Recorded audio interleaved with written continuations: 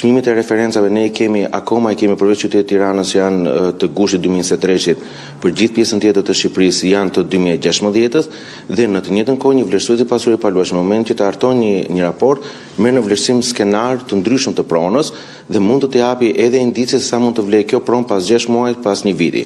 Kështu që gjithë kohës unë do të sugjeroja me një vlerësues jepi vlerën maksimale të tregut dhe paguaj sot këtë tarifë, e cila është 5%, ndërkohë që ta paguash nesër që mund të jetë 15%. Me shishim tek rivlerësuesi, tek eksperti, në informacionet e dhëna edhe ditën e djeshme thuaj që procesi mund të realizohet në i Albania, edhe në këtë rast shumë qytetarë ngatruan që nuk kam nevojë për një rivlerësues, pasuria mund ta bëj vetë totalisht. Si qëndron e vërteta dhe sa e vështirë është për të arritur tek ky proces? E vërteta është që mund të aplikosh nëpërmjet i Albanias, por sot ke dy rrugë, ose do të vlerësosh pronën në atë nivel që shteti të tregon se sa vlen prona, ose do të vlerësosh pronën në nivelin që eksperti tregon se sa vlen prona. Në të dy rastet shkon në Albania, në rastin me vlerësues, përveç të dhëna pronës, do duhet të ngarkosh në sistem edhe raportin e rivlerësimit, raportin që e vlerën e pronës, në rastin e parë me drejt për drejt MSHK pa ndihmën e vlerësuesit, por duke pranuar vlerën që shteti tregon se sa vlen prona jote, atëherë nuk ke nevojë të ngarkosh asnjë lloj dokumenti tjetër sepse ato tashmë janë në regjistrin e ASHK-s. Por thash, në një ekonomi normale, unë do preferoja ta vendosja vetë vlerën e pronës dhe mos të pranoja çmimet minimale fiskale. Pse? Sepse tashmë ato janë shumë larg nga realiteti. Pra mund të ketë diferenca shumë të mëdha nëse dikur zgjedh që shteti ta zgjedh vlerën e pronës tënde. Po patjetër se janë të nëntorit të 2016-s për gjithë pjesën kryesore të Shqipërisë, vetëm për Tiranën janë të gushtit 2023-shit, por duhet të kemi parasysh nga gushti 2023 deri ditën e sotme patjetër që ka mësuar ndryshime. Ndërkohë keni edhe një letër në dorë ku shpjegohet praktikisht për të gjithë qytetarët që ta kenë mundësi, dhe doja që të ndaleshim konkretisht nëse mund ta kthenim edhe pak letrën nga kamera dhe ta shpjegonim më qartë. Pra, në rastin kemi marrë një rast hipotetik që një pronë është blerë në 2005-ën, pra është 20 vite e vjetër, është blerë në vlerën 60.000 euro. Në 2026-ën do duhet ta rivlerësojmë. Në momentin që do të marrim një vlerësues pasuri paluajtshme, kemi supozuar që kjo pronë vlerën e tregut e ka 120.000 euro. Ndërkohë që çmimet fiskale, vlera minimale fiskale është 100.000 euro. Në përgjithësi çmimet fiskale në Tiranë shkon 23% poshtë tregut. Ndërkohë që për shkak se është 20 vite e vjetër, në një moment që do të bëhet procesi i rivlerësimit, në ASHK do të shkonte me vlerën 80.000 euro. Pse? Sepse zbritet 1% për çdo vit vjetërsi. Pra nëse certifikata është e 2005-s, 20 vite vjetërsi nga çmimi minimal fiskal do të zbritet 20.000 euro. Nga 100.000 euro do të shkojë 80.000 euro vlera minimale fiskale.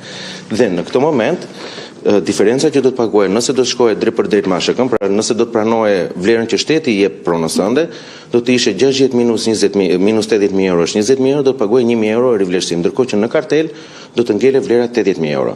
Në momentin që ti shkon me vlerësues pasuri paruajtshme, do duhet të japësh një vlerë tregu, pra vendos japër vlerën e tregut që është 120.000 euro. Në këtë rast diferenca është 60.000 euro, që për 5% që është tatimi në këtë rast i rivlerësimit do të paguash 3.000 euro. Por duhet kemi parasysh në një moment që këtë pronë ti e shet pas 1-2-3 vitesh, në momentin që ke vlerën 80.000 euro, diferenca me çmimit që ti do e shesës do të jetë diferenca me çmimit të shitjes dhe 80.000 euroshit. Dhe në atë moment ti do të paguash 15% sa taj diferencë.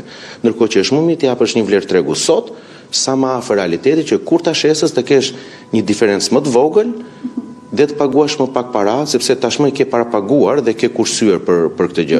Kështu që prandaj ne jemi kryesisht për versionin e vlerës së tregut, sepse kjo është më saktë dhe ndihmon qytetarët. Po dhe duket edhe diferenca në vlerë.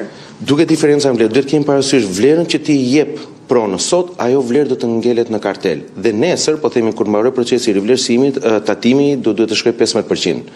Fatkeqësisht jemi akoma në këtë realitet. Kështu që duhet llogarisësh që atë që më duket sikur po kursej sot, nesër do ta paguaj 3 fish më tepër, sepse do të paguaj 15% për vlerën që do e shes nesër me vlerën që kam rivlerësuar sot. Dhe sa më e lartë është vlera sot, aq më shumë ke kursuar për nesër. Ndërkohë në të njëjtën kohë duhet të dimë edhe se çfarë humbasin ata që nuk e bëjnë rivlerësimin deri më datën e caktuar, në këtë rast deri në fund të vitit. Do duhet që nëse do ta shesim në 1 janar të 2027-s, do duhet të paguajmë 15% me çmimit që e kam vlerë, 10-15 vite më përpara dhe çmimit dhe vlerë që do të ketë prona në 2027-ën. Çka do të thotë do të paguash 3 herë më tepër. Pra nëse do të kishim rastin e 60.000 eurove, me 5% sot ne paguajmë 3.000 euro, ndërkohë që nesër do duhet paguanim 9.000 euro, pra 6.000 euro më tepër. Kështu që pra ne vlen ta rivlerësoj sot. Për pak muaj, pra ne vlen ta rivlerësoj sot, pavarësisht me gjithë pasiguritë që mund të ketë tregu, jepi vlerën sot, sepse edhe jeta ka pasiguri, nëse pas nesër mund të duhet ta shesësh dhe tashmë ti ke parapaguar të 5% në vend të 15% dhe e ke pronën shumë lehtë të tregtueshme. Ndërkohë, procesi i rivlerësimit është diskutuar shumë, pothuajse 2 vitet të fundit ka qenë kryefjalë. Çfarë ndodhi tashmë që u zhbllokua?